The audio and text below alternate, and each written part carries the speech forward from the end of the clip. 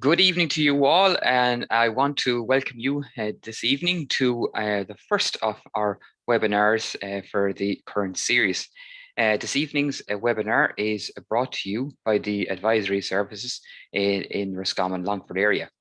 My name is Seán Doorley. I'm a Drystock Advisor and I'm based in the Longford office, and I will be your host this evening. This webinar will last approximately an hour. We have two speakers, and we will be allocating approximately 20 minutes each. And we will have, again, approximately 20 minutes for questions at the end of the webinar. So we hope to be finishing by 9 o'clock this evening. You have an opportunity to ask questions. If you look at the Q&A tab at the bottom of your screens, you can submit your questions there by typing them in. All questions will be answered live, and we won't be typing or writing any responses to your questions. If you're viewing this webinar through your mobile, please ensure that your mobile phone is well charged for the next hour or so. This webinar will be recorded, and it will be you will be able to view it again through our YouTube channel and also links through our social media channels. This webinar this evening is titled Beef Economics, and we have two excellent speakers here this evening. First of all, we have Seán Devaney, who will be covering beef budgets.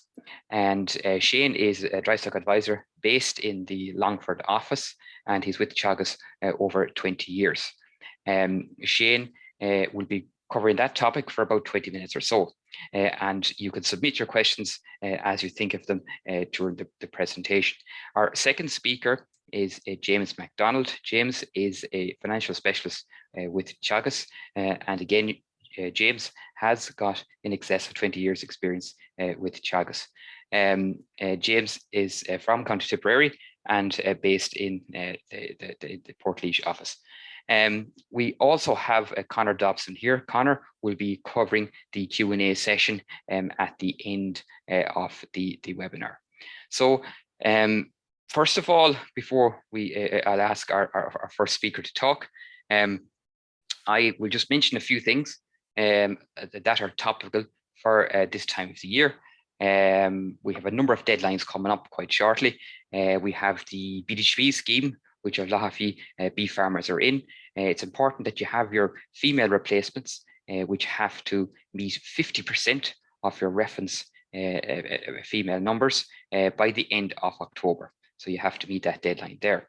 You also have to have your carbon navigator completed. It's important that this job is completed as soon as possible. And remember, this year, there's a penalty of 20% if you have not got that completed on time.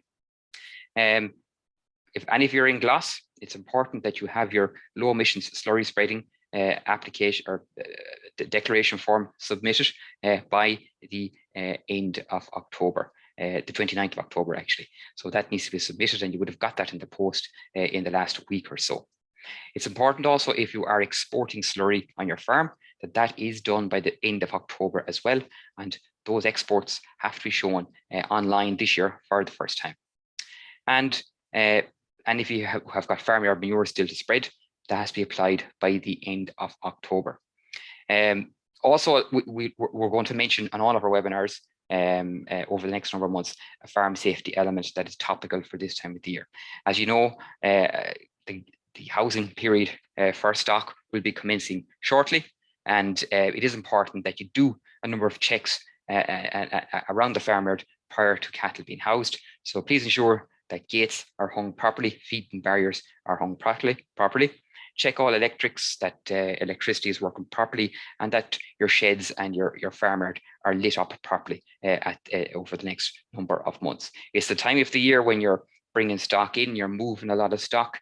Cattle are going in and out of trailers, you're drafting stock. So a lot of cattle are on the move. So it's important to be aware of those safety elements. And, any job that you do, take your time at the job and try and do it as best as you can and as safe as you can. Okay. So at this stage, without further delay, I'm going to introduce our first speaker, and that is Seán. And Seán, I'll just ask you to share your presentation there. Now, Seán, how are you? Can you see that? Yeah, if you press slideshow. Is that okay? Great. Yeah, you can go back to the first slide if you want, just your introduction slide. Okay, thanks, Seán. Okay, good Okay. evening, all. As Seán says, my talk here will last about 15 to 20 minutes. I'm looking at beef budgets here in 4 different systems based on, I suppose, buying in cattle around the autumn time of the year. So overall, looking at the price trends, looking at the 4 budgets we want to look at here is winter finishing, an autumn to autumn system, a weaning to beef system, and then bull beef. And then we'll do a summary of all at the end. The first thing I want to show here is the average store prices from the 7th of August to the 18th of September this year. These figures would have been got from the Farmers Journal figures on their Mart Watch figures, and you can see here just on this slide you're looking at steers and heifers. So the first one there to look at is your, in the orange line, your average steer price there, 500 kilo animal. In 2021 that animal is coming in at €2.26 a kilo versus in 2020 205. So what that means is, suppose you look at the overall price, that animal in 2021 is €1,130. That same animal last year was 1,025. So that animal is up over €100 on last year. So there's a big rise there. The next one there, you can look at your heifer. I suppose you're looking at your average price here on the green line. Again, you're looking at a 500 kilo heifer. Coming in 2021 at €2.19 a kilo. Last year she was 208. Again, putting that into a figure for buying the animal, you're looking at that animal is costing €1,095 this year versus 1,040 last year. So there's a difference there, a rise of around €55. So look, that's just to give you a bit of a context behind the budgets I'm going to do, and these figures will be that I'm using will have been taken from these Mart Watch figures. Next thing to look at here is a table. Look, as you're looking here, really, if we're talking about is feed rations. As you all know, feed rations are going up all the time, and they've even rose there by €10 in the last couple of weeks. So based versus last year, the rations are up at least €60 a tonne on the 2020 budgets. So there's a big rise in rations, and I suppose your average ration is coming in there at around anything from €300 a tonne to €330. If you're buying it in bulk, if you're buying by the bag, you're paying anything from €360 to €380 a tonne. Now, the first system we're going to look at here is a winter finishing system. We're looking at steers, continental steer. You bought in there at 530 kilos. It's going to be finished out of the shed over the winter, over 140 days, hoping to get it to a weight of 670 kilos, get an average daily gain of 1 kilo a day. Now, the cost we're putting at buying in that animal is around €1,352 or €1,352. That's around €255 a kilo.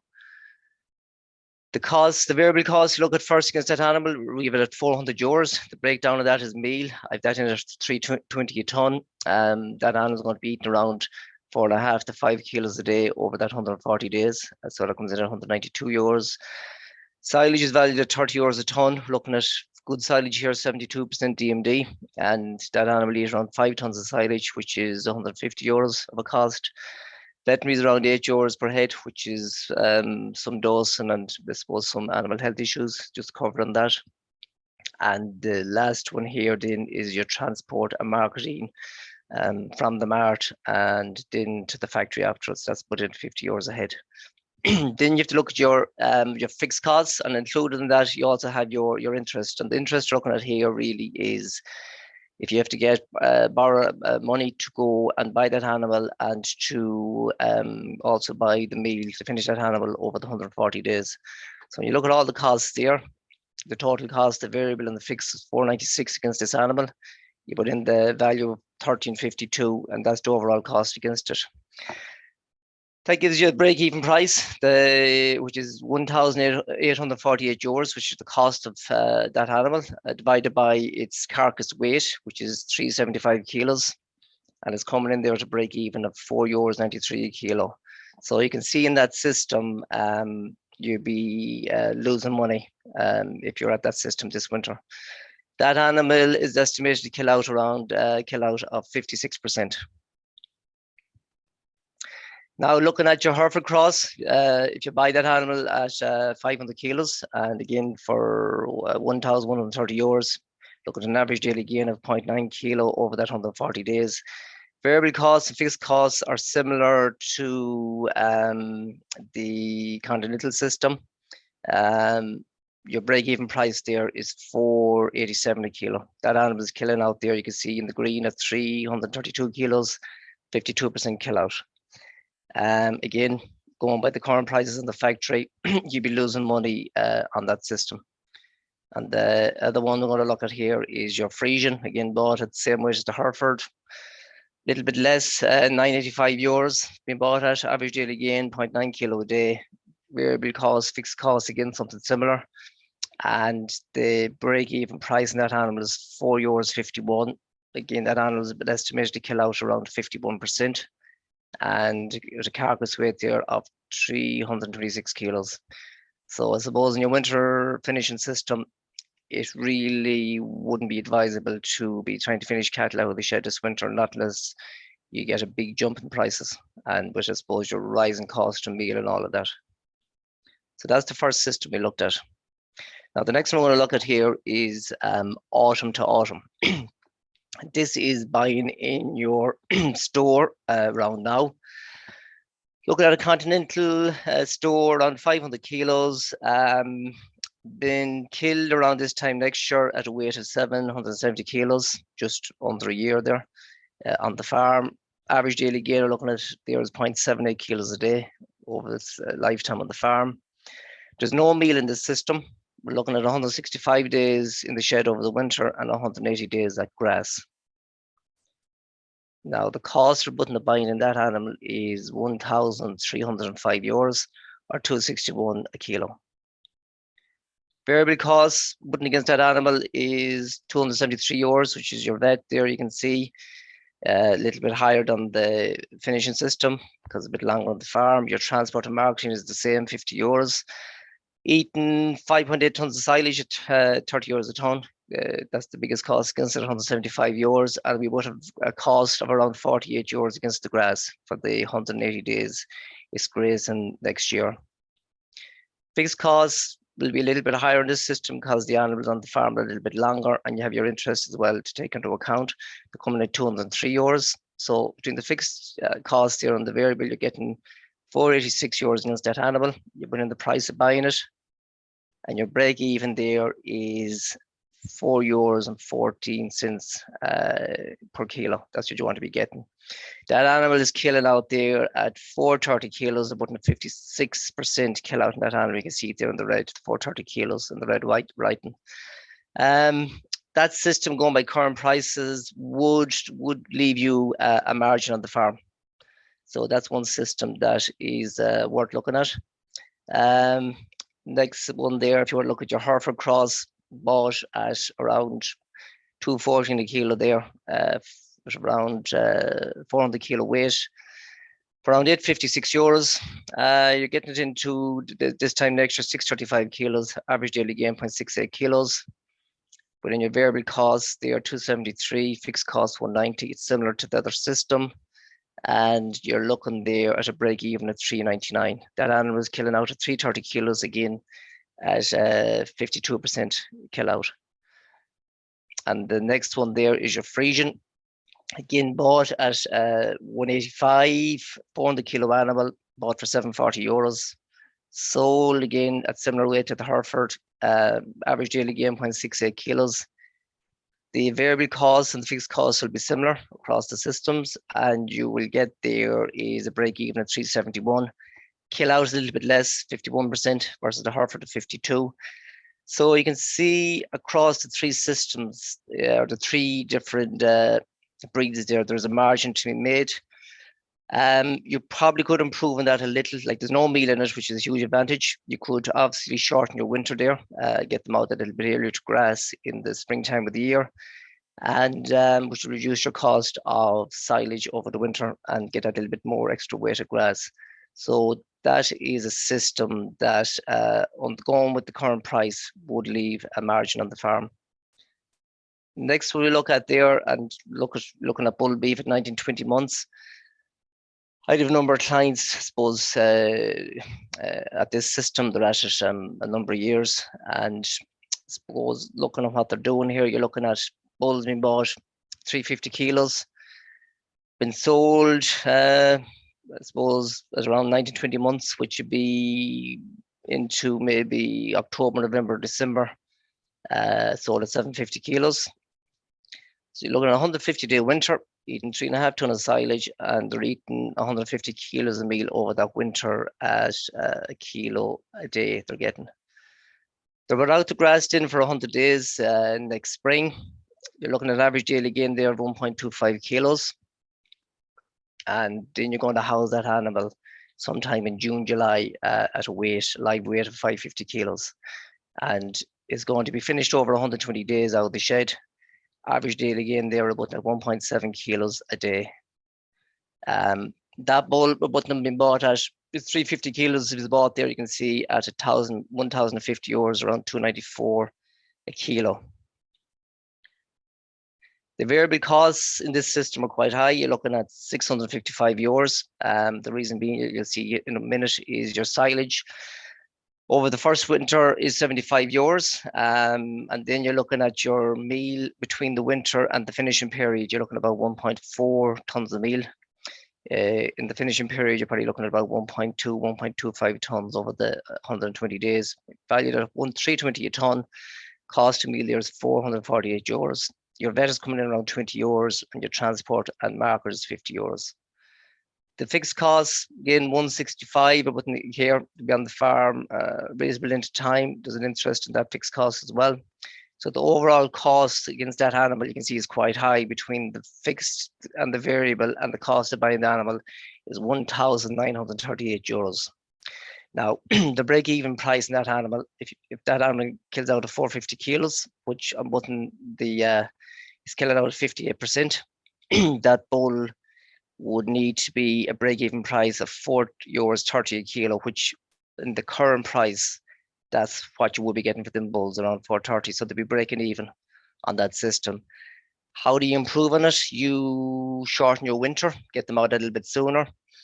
There is some people are able to do more than 1.25 kilos a day of grass, to be able to do up to maybe 1.3 or up to 1.4. A shorter finishing period, maybe 100 days, and again, maybe instead of 1.7, get up to 1.8 or higher.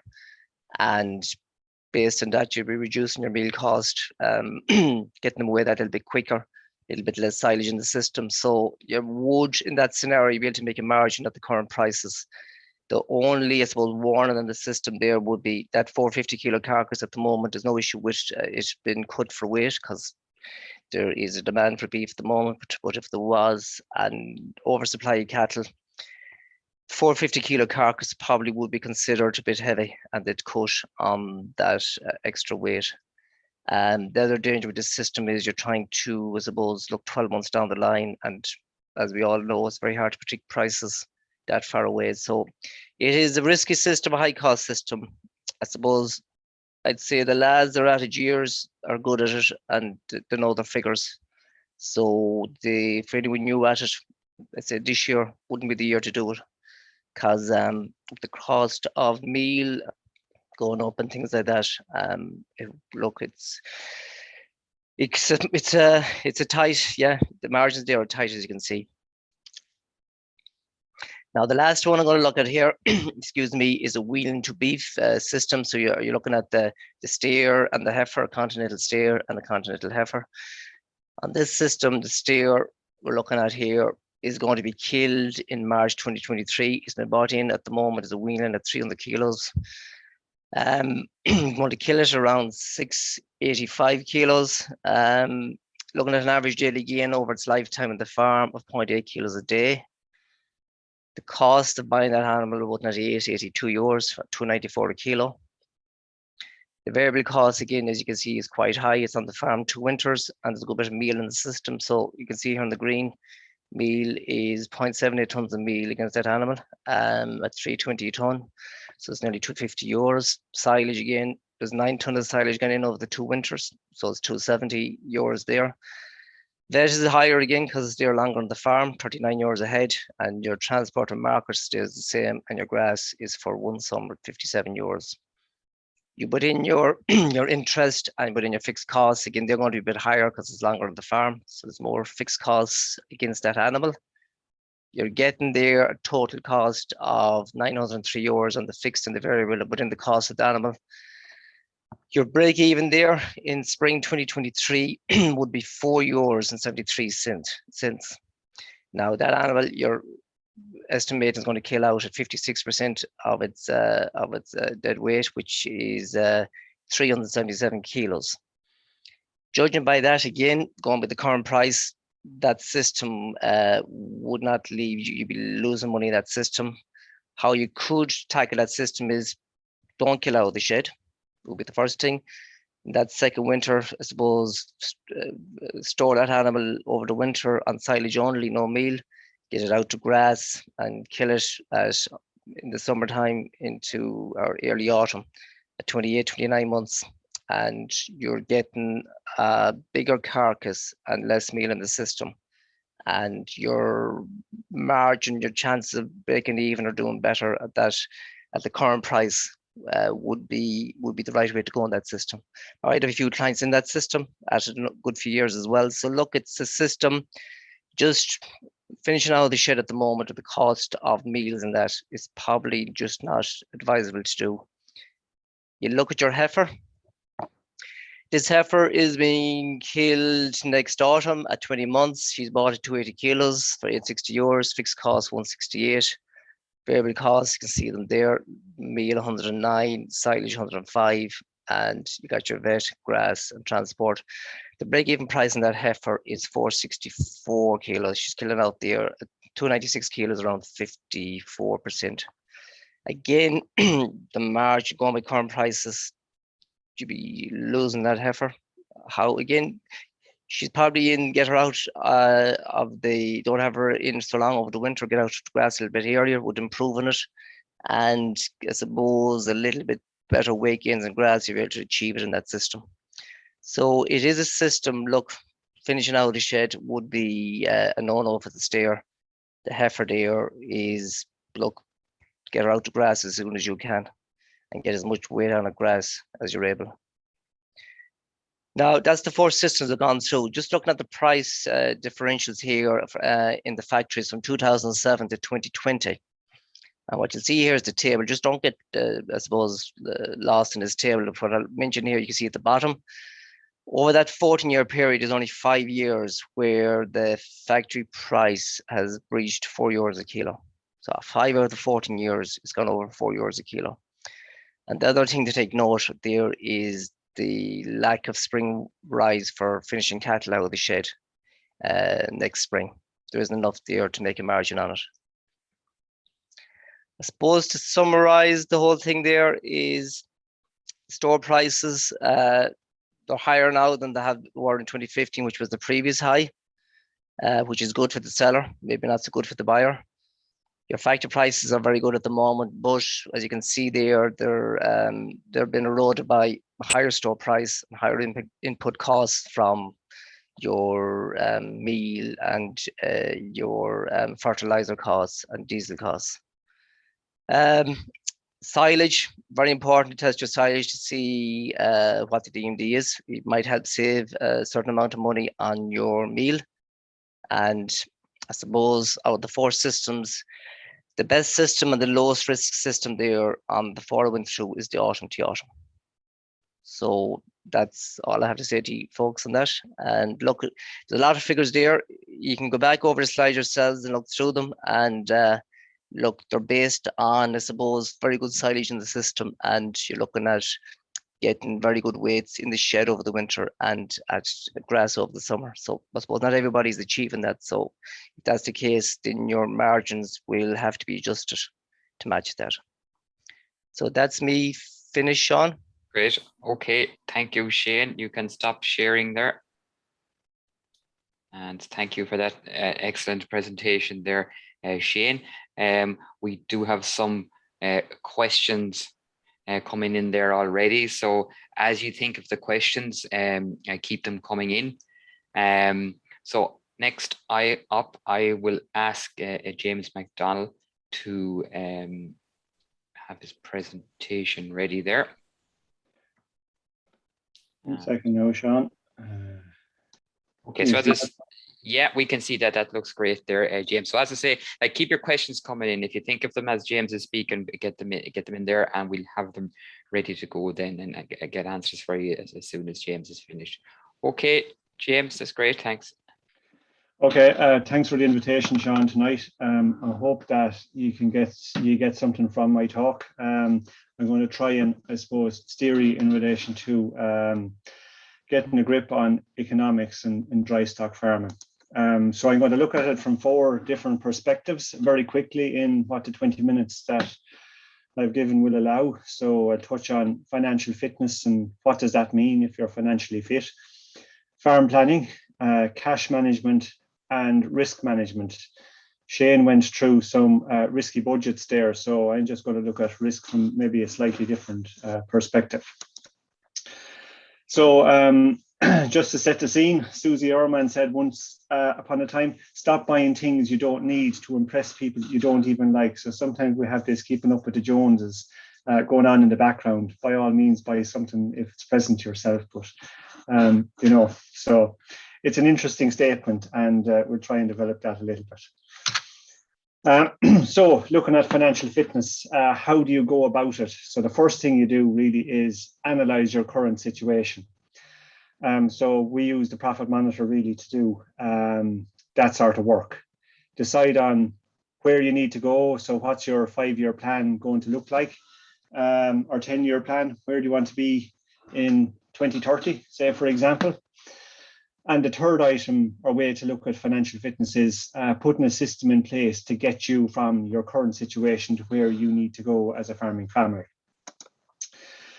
So if we look at measuring, it seems to be always a part of life, and there's new things to be measured, or people want us to measure from now forward in terms of the environment. But I suppose we're used to looking at, the dairy farmers are used to looking at the docket off the back of the truck every second day when they come to do a collection. So how much milk was delivered.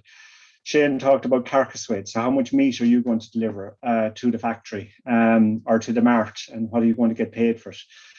Grain farmers look at tons per hectare. So we do at some measuring. And I suppose over the last couple of years, we now have a grass 10 program. So we're looking at becoming more efficient. So we're talking about measuring grass and only putting out fertilizer to grow grass that you need, rather than topping to get rid of grass maybe that you don't need, or you got your measurements slightly out, or maybe you weren't measuring and maybe that's why you have too much grass at certain parts of the year. So grass measuring is becoming a part of life. But really, the ultimate measure is about the euro in your pocket. So that really tells you how well you're doing. So how much better on the 31st of December 2021 is your bank account as against the 31st of December 2020. So have you gained anything in the 12 months? So just to look at some financial terms in terms of measuring, there's lots of terms out there, and do you know what they mean? And I suppose the implications of maybe chasing the wrong term. So if you look at turnover is essentially totaling up everything that comes into your account, like sales. So you sell cattle, you got a check in the post today, I hope. Maybe you got an A&C check in the post in September. So if you total all those up, that gives you a turnover. And sometimes we have a habit of clearing stock on loans by, taking a check from the factory and bringing it into the bank to clear the loan. But really, you should run it through your current account and then transfer it to the bank, to the loan account. Because turnover is used by banks to decide on how large the max limit that they'll give you on your overdraft. So turnover has a use, but essentially it's just a measure of your total income. Profit then is another measure. And sometimes we hear that farmers have a profit, but when it comes to paying their tax bill, there's no money in the bank account. And how does that come about? So if I buy a bullock today for 200 euros and I sell it tomorrow for 300 euros, I have a profit, you think, of 100 euros in that transaction. but I mightn't have any cash in my wallet because I might have spent it on putting fuel in the truck or whatever. So profit is a useful measure to show you feel good if you're turning a profit. But really, I suppose there are other measures that are better. It's always better to make a profit than a loss. And we know that from National Farm Survey figures that the average cattle farmer is spending some of their check in the post actually farming. And why is that? Is that because we're not looking at the figures, or is it that we're in a poor system, or there is reasons for it? And other farmers are managing to do it, and show profits. So the next measure I look at is wealth. And wealth is really just, I suppose, a measurement of if you were to cash out in the morning. So let's say you sell your farm, sell all your stock, sell everything, clear all your debts, and the cash that you're left with in your pocket is a measure of your wealth. So sometimes, we sit down and we do a profit monitor and we work out, right, how wealthy am I? And how has that trend gone over the last 5 years? Is it increasing or decreasing? Okay, so it is useful to measure wealth, and it's useful to see the direction you're going. If your wealth is climbing, it's good. But if it's dropping, it means you're running down your business. Okay, but the ultimate measure is about cash. So how you could be making profit, you could be wealthy, but you might have no cash in your pocket when you need it. So ultimately, when we're farming, we should be trying to farm in such a way that we always have a cash flow or cash in our pocket when we need to buy the groceries, when we need to put diesel in the Jeep or the tractor or whatever. So cash is the ultimate measure. And that's something that we should be watching the trend of in our bank account all the time. So we say cash is king. So cash flow then is often a term that's thrown around. And what does that really mean? And really, it's about the flow of cash through your business. So money comes in the form of receipts from sales and checks in the post, but then money goes out in the forms of payments. So your net cash flow is negative if the money is going out is greater than the money coming in, and it's positive if you're managing to hold on to some of that money that comes in, and you can use that for drawings or to go on holiday or whatever. So the aim is to have a net cash flow. So your bank account at the end of the year is ahead of where it was at the start of the year. That's positive cash flow. So we have a toolbox of items, and we use some tools more than others, and maybe there are some tools that we don't use at all that we should look at to help us improve our financial management. So grass measuring, that is, I suppose, a very simple tool. You've got a 1/4 meter square, you've got a small weighing scales, and you've got a cutting shears, and you go around the farm and you measure your grass and you try to match the grass to the stock that you have. And if you're turning over a small amount per animal, well, if you keep a few more animals, well, then the little bit of profit extra for each extra animal, from the grass that you're growing or utilizing more efficiently, turns into a little bit more income. And it may reduce your fertilizer costs if you're matching your stocking rate better. And if you include clover into that, it'll help a little bit more. So grass measuring is important. We all got this, or we all posted this last May or did it online, so you got to check in the post. So the job now is to make that money work for you. So invested in the right areas. So that's important. That's something that comes, and it's about, I suppose, looking at your farming situation over the next 5 to 10 years. What schemes are out there? How do you maximize the supports that are there, to help support you in your enterprise of farming, both for productivity and for, the environment, as more of these schemes are linked to the environment. If there's room in the toolbox for those couple of tools, well, there should be room, for another tool. So I'm suggesting that if you don't know what your cash flow position is for the next couple of months, maybe you'd sit down, you can download this worksheet. It's called the 5-minute cash flow from our website, and you run through your figures and you see what's your predicted cash flow likely to be on the 31st of December. It shouldn't take that long to do. It's just about working out what sales you're going to have between now and the end of the year, what costs you're going to have between now and the end of the year, and adjust your today's bank balance by those figures, and you get a bank balance at the end of the year. And maybe you compare that to last year to see how you're going. So about measuring financials, maybe write down what you're doing. Now, some of us are techies and we like to do things on a laptop. Some of us are allergic to tech and we prefer a pen and paper. And in Teagasc, we really don't mind how people measure cash. But we're here to help you, to get you started if you're interested in doing that. So we have some computer programs and we have workbooks, and maybe a diary is what you want to use. So do whatever you think works best for you. It might be an app on the phone, and there are apps out there. As regards farm planning, we've got this workbook called My Farm, My Plan, Planning My Future. So basically you sit down, maybe with your advisor, and you try to work out where you'd like to be in 5 or 10 years' time.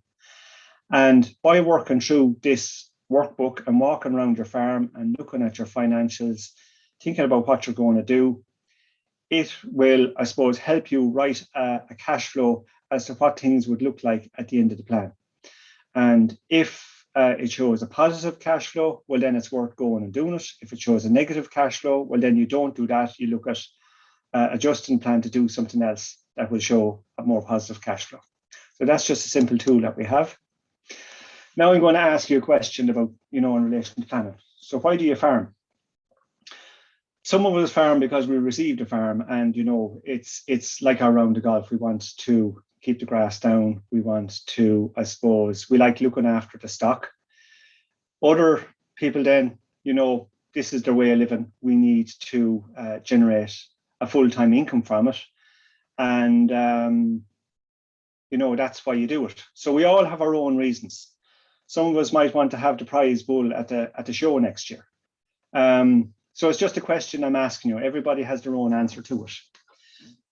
We hear that rented land is making a fortune in some parts of the country, maybe up to €400 an acre. I'm sure it's, I'd hope it's not making that kind of money up your end of the country, but I do hear figures from time to time in my work with advisors. But if you're renting land, I'd like to ask you the question, why are you renting it? Is it making profit for you? Sometimes we go out and we spend money, it's time of the year now, tax is due, and the accountants say, James, you're due a bit of a tax bill this year. Maybe you should buy some machinery.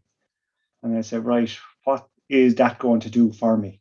And sometimes we ignore productive costs like lime or AI, because if you spend money on those items, they will deliver back a return to you. So I think the return on lime might be close to 7 to 1. So for every €7 or every €1 you spend on lime, you have a €7 return because it releases P and K. It helps the soil biology and the grass grows a little bit better, and you get a better bang for your buck when you do spread fertilizer. When we make large investments, maybe without a plan, why would you do that? So why do we do the things that we do on our farms every day? So is there a method to what you're doing? In terms of investments, it's very hard to get a return on investment at the moment. If you've got £1 million and you bring it into the bank, you'll probably be charged for it, for them to mind it. We know that the Apple money is being charged to be minded, and it's while it's in that escrow account. What is your return on your rented land if you're renting land? Which should you invest on? Is it soil health by spreading lime and maybe phosphorus or potassium? Or is it machinery? What about the time? Many of us in Drystock are part-time, and it's a rush to get everything done. So you need good machinery so that you can do the work in the time allocated. So maybe time is worth money to you. So what's involved in managing an investment, and what risk? If we look at risk, what's an acceptable level? Can we reduce the risk and maintain a return? It's an interesting question. So if we were to look at risk, what's an acceptable level? And the way we measure risk is really about the probability of something happening. So what are the chances of me breaking my leg walking across the farmyard? And then we look at the impact of that. What impact has that? So personally, it will have a fine impact on me. I wouldn't be able to go to work for maybe a few weeks. And if I have, Teagasc probably will put somebody else in doing the work while I'm gone. So it's a personal impact and the work will get done. But if I'm on farm, well, who's going to do the work? If you have an insurance policy that the Farm Relief Services come in and do your work, it reduces the impact. So when we look at risk, we look at the probability of something happening and the impact of that happening. So farm safety, you know, is one area where you can do little bits of investments and you can keep, you know, to manage your health. You know, getting attacked by a bull. Well, if you don't keep a bull and you use AI, it reduces that. You reduce the risk or remove the risk altogether. So when we look at risk, how likely is an event going to happen? And what is the impact of that event? So Seán looked at investments in different types of stock. And if you invest in those stock and you have a lot of money tied up in those animals, what are the risks that you're taking on in terms of the extra investment that follows purchasing those animals in terms of fertilizer and meal and, you know, running that show and minding that money until such time as you turn around, and what's the likely impact if the price stays static. So risk is personal. Everybody has a different threshold. So we must try and make an informed decision. So that's around looking at where you are, where you'd like to be, and, you know, how you're going to get there. So we do a little bit of planning. So to reduce that risk, you know, you might decide, right, I'm going to go into bull beef, or I've been in bull beef for a number of years. Is it possible to sign a contract with a local processor or maybe a local butcher? In terms of machinery, and maybe you have specific jobs, maybe you could hire machinery instead of purchasing it. Maybe if a machine, you know, that there's nobody available or no machine to be hired, maybe a few of you could join up together and purchase the machinery between you, like a mini co-op. And Teagasc have been involved in a small co-op down in West Cork where 7 farmers bought a trail and shoe slurry tanker. So there's a template there available, and it was TAMS grant aided. So that's something that could be looked at. There's share farming, and a lot of that happens with tillage, where the landowner and the share farmer share the risk and return involved in something. Maybe you partner up with another enterprise, or maybe you see investing time in financial management as a way of reducing the risk in what you're trying to do. So spending a little bit more time looking at your cash flows. There are tools available if you want to take on risk management at a bigger scale. Like before you invest in the machinery, we have an Excel program that you can use to appraise an investment. We also have a 6-year business planner where we would put figures on, you know, what you'd like to do in the next 6 years. So we take your figures and your efficiency and we predict forward where you want to go and see, is that possible? What are the implications to cash flow? What implications has it to tax? Does it turn a profit? We also have a machinery program that can be used. You know, how much per hectare are your machine costs on your farm, and how does that fit as against other people or profit monitors? And we have computer programs that help you monitor your cash flow. We also look at improving efficiency, and the Teagasc Profit Monitor is the ultimate way to look at efficiency. You can put your figures into that program in conjunction with your advisor, and you can have a look across the country and see how do you compare as a manager of your assets against other people in the same enterprise.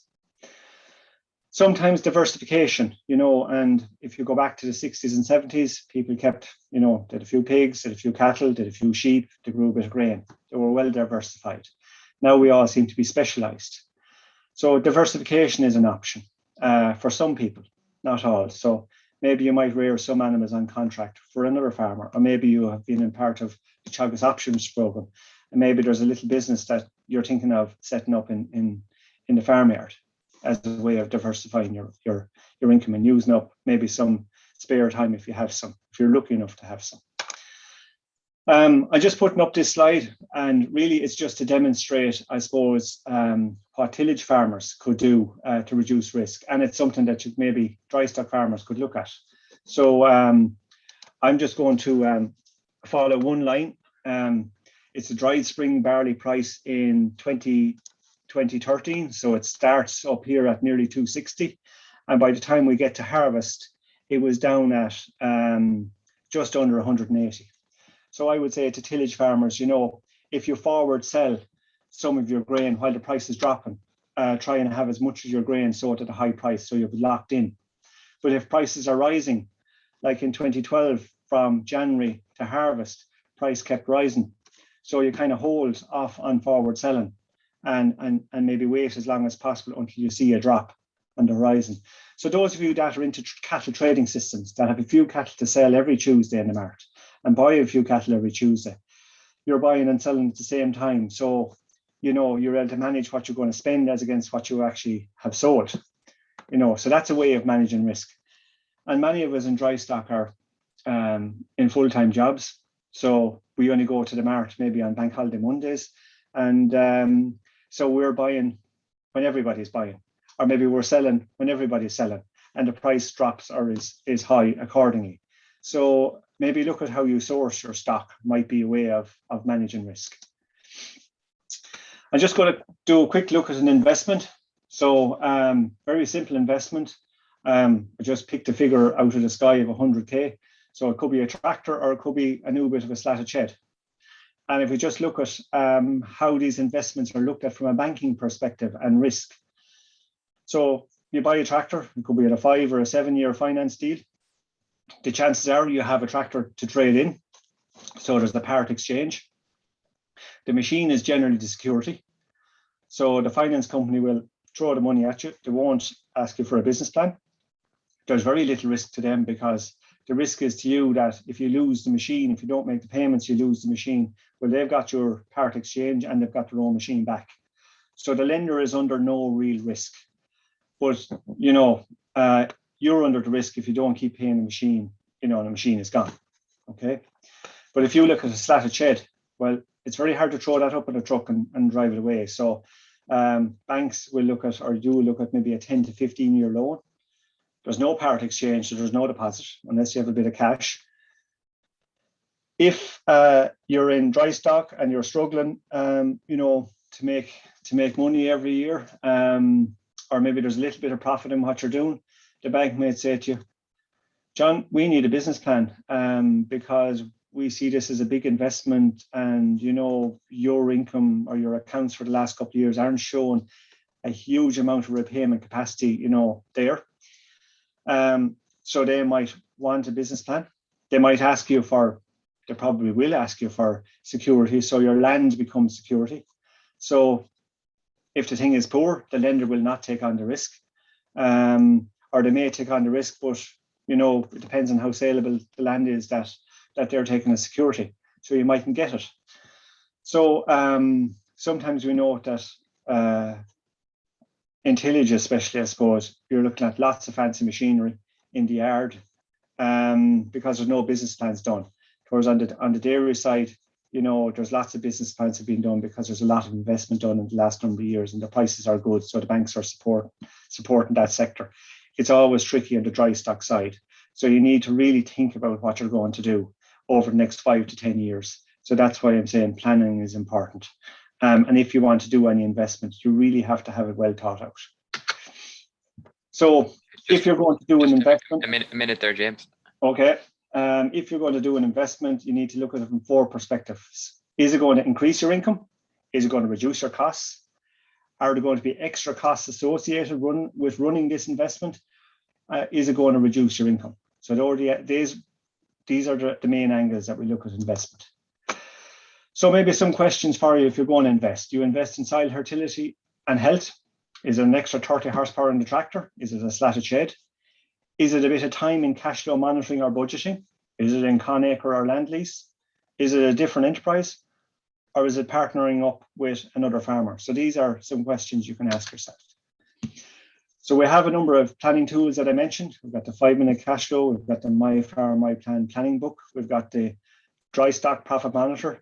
And we've got a cash flow tool that you can use on your computer. So I suppose I'll finish with a Warren Buffett quote on spending. When he was asked, if you buy things you do not need, soon you may have to sell things that you do need. So just be careful in terms of investment and use the advice that's out there, that Teagasc provides to help you make the right decisions. So in summary, I'd say use the tools that are available to analyze your current situation, decide on where you need to go, put a system in place to try and get yourself there. So I'm saying think, plan, and do. And thanks for your attention, and I hope you got something from my talk. Thank you, James. Again, another excellent presentation and quite interesting one there. And I suppose we all have to be wise on how we spend our money and that. So, well done, James. And yeah, look at we have some questions coming in there. But if you have questions on more questions there on James's presentation, keep them coming in. So at this stage, we'll hand over to Conor Dobson. Conor will cover the Q&A session, and we'll ask all panelists to have their cameras switched on so that we'll be all available to answer questions on this. Okay, Conor, you can unmute there. So, thanks, Sean. Yeah, there's a couple of questions here. I'll start with maybe Shane or whatever. I suppose the first question there, Shane, on the bull beef system, the 19 and 20 months, is 1 kilo per meal of meal per day over the winter sufficient in that system? Thanks for the question, Conor. I would say yes. That system is based on very good quality silage, 72 DMD silage. And that, along with a kilo meal, you'd be targeting around 0.6 kilos of live weight per day over the winter, and which has been achieved on farms. So yes, and you wouldn't want to give any more meal because you probably want to get a bit of compensatory growth when you let the bulls out to grass as well. So in that system, it would be fine. Another question here for Shane. I suppose the asker is looking to see, have you a budget for summer grazing grass finishing system, forward stores bought in February and sold off in August, September? Yeah, look, I picked out only 4 budgets here. You pick out another 4 or 5 if you wanted to. I don't have it specifically in front of me, but look at, if you're buying in the spring or in February and you're selling that autumn, there's two. First of all, the buying price is going to have a huge impact, and the selling price, right? That's the first 2 things, which generally are out of your control. Depends on the market at the time. But the one thing that will be in your control would be the amount of good quality grass you get into that animal. And again, how much fertilizer are you using that system? If it's, look, in the budgets I have there, I'm putting around anything roughly about 25 cents a day for grass. But if you're not using that, that's based on slurry and chemical fertilizer. But if you're not using a lot of that, then grass is cheaper. So it's very dependent on the amount of weight you can get on that animal. And then, of course, your buying and your selling is going to have a major impact there. So it's hard to know in that scenario, I would say. Depends what you buy it and depends what you sell it. Okay. A question there for James, I suppose. James, I suppose you mentioned key financial terms like wealth and profit and turnover. I suppose what's the first or the starting point for a farmer in trying to determine this on his farm? Well, I'd say the starting point is really cash. Right. Out the cash flow. It's the most important one, and I think that's where I'd start. And then, if you want to delve deeper as to why there's no cash, if cash flow is poor, well, then you delve a little bit deeper to see, right, why isn't there cash flow? So is there low profitability? If there's low profitability, why is there low profitability? And, wealth and turnover would be the last 2 that I would look at. Like, what's the trend in wealth over time? So is this person running down their assets? So if you start off with a farm that has 100 animals on it, and over the next 5 years or over the last 5 years, it has dropped from 150 down to 100. Well, we've lost 150 animals off the farm. So that's a loss in wealth, essentially, because, the value of stock hasn't changed that much. So I start with cash. It's the easiest one to measure.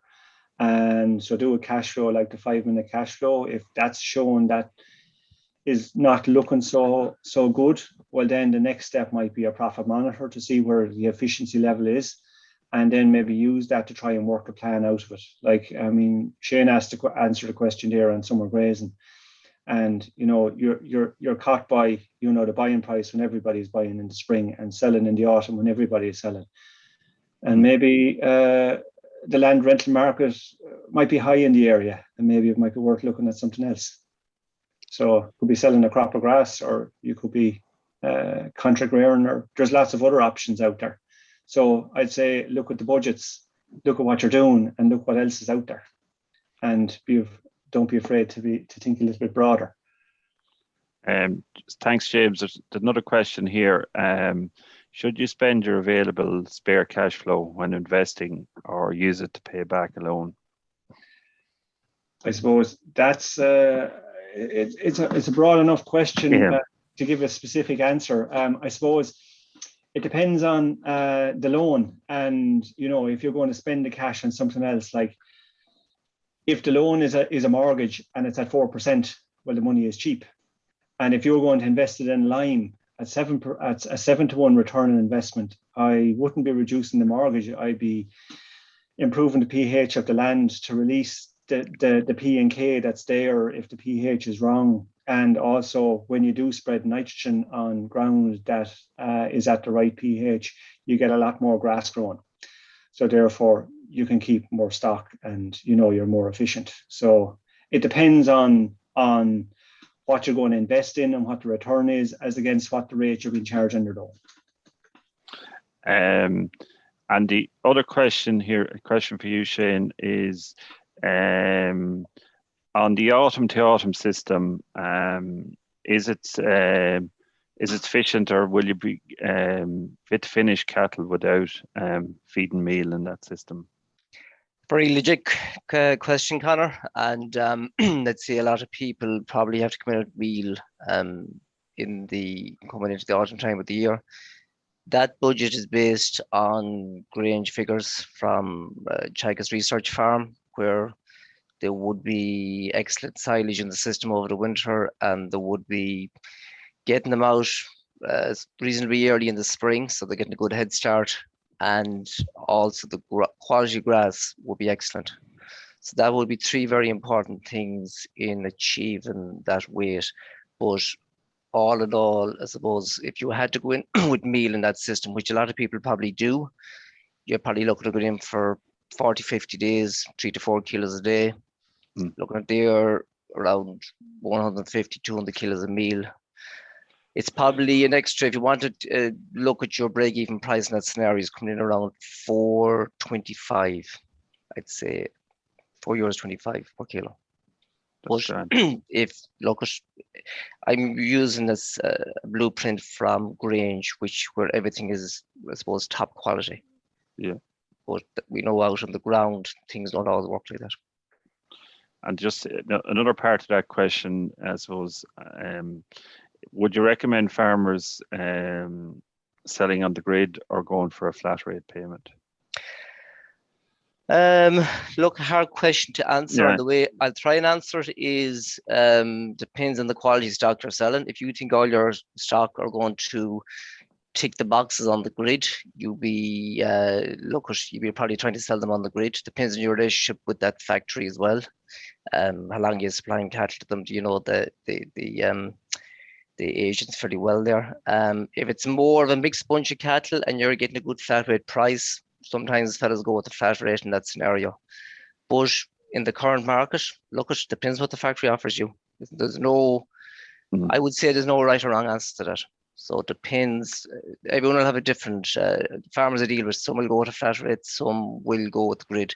Depends on what's on offer. You should up your own figures there to see what way, I suppose, which is better for you, I would say. Okay, Seán, thanks very much. That's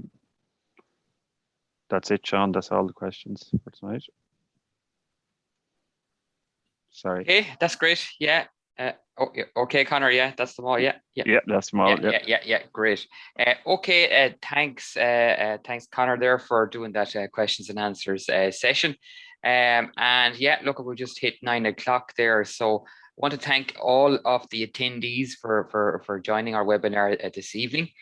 Thanks very much to our panelists, James, Seán and Conor, being involved in the webinar, and well done on those presentations. Just want to let you know, we have another webinar coming up for beef farmers on the 8th of November. It's Monday evening again at 8 o'clock. If you've signed up to this webinar, you're going to receive an email about it over the next couple of weeks. Again, this webinar has been recorded and will be up on our YouTube channel, and you'll see links to the YouTube channel on our Facebook page and also our Twitter page. So all I can say is thanks very much to everybody for attending this webinar this evening, and we'll speak to you again. All the best.